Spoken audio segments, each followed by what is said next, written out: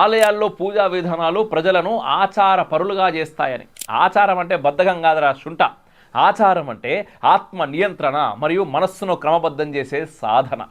ఆలయాలలో ధూప దీప నైవేద్యాలు, మంత్ర తంత్రాలు, అలంకారాలు ఇవన్నీ కూడా మనిషి శరీరం, మనసు, శ్వాస, భావోద్వేగాలను ఒకే దిశలో నిలబెట్టే ధ్యాన పద్ధతులు.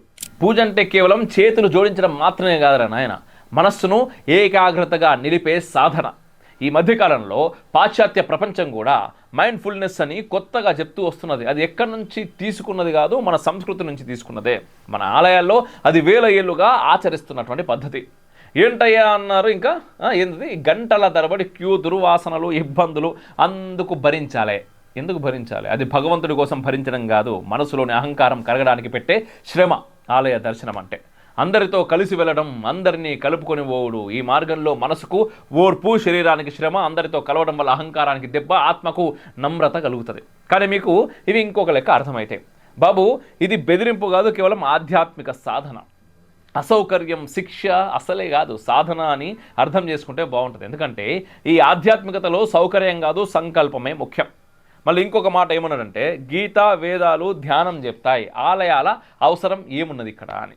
ధ్యానం అనేది వ్యక్తిగత సాధన, ఆలయం అనేది సామూహిక ఆధ్యాత్మిక వాతావరణం. ధ్యానం మనసును లోపలికి తీసుకుపోతుంది, ఆలయం మనసుకు వెలుపలి శాంతి వాతావరణం ఇస్తుంది. రెండూ పరస్పరం సంపూర్ణం చేసే పద్ధతులే. భారతీయ జీవన విధానంలో గృహంలో ధ్యానం, వ్యక్తిగత శోధన, ఆలయ దర్శనం, ఆధ్యాత్మిక శక్తి పునరుద్ధరణ. ఇవి విరోధం కాదు, జీవితాన్ని పూర్తి చేసే ద్వంద్వం. ఈయన ఇక్కడితో ఆగలేదు. పండితులు ఆలయ వ్యవస్థ మీద కూడా విమర్శలు చేసిండు. పండితులు ఆలయాలను నిలబెట్టి శతాబ్దాలుగా వేద సంస్కృతిని, భాషను, సంప్రదాయ పండుగలు, ఆచారాలను, మంత్ర పఠనాన్ని రక్షిస్తూ వస్తున్నారు. ఇవన్నీ భారతీయతను కాపాడే కేంద్రాలు. పండితుల వల్లే వేదాలు నిలిచాయి, పురాణాలు నిలిచాయి. హింసా సంస్కృతులు మన దేశాన్ని నాశనం చేయలేకపోయినాయి. కుటుంబ సంస్కృతి బలపడింది. తప్పు చేసే వ్యక్తులు ఎక్కడైనా ఉంటారు. అందుకు మొత్తం వ్యవస్థ తప్పు ఎప్పటికీ కూడా కాదు. ఆలయ వ్యవస్థ భారతీయ సమాజానికి శాంతి, అన్నదానం, ఆధ్యాత్మికత, సంస్కృతి ఇవన్నీ అందించే శతాబ్దాల పురాతన సంస్థ.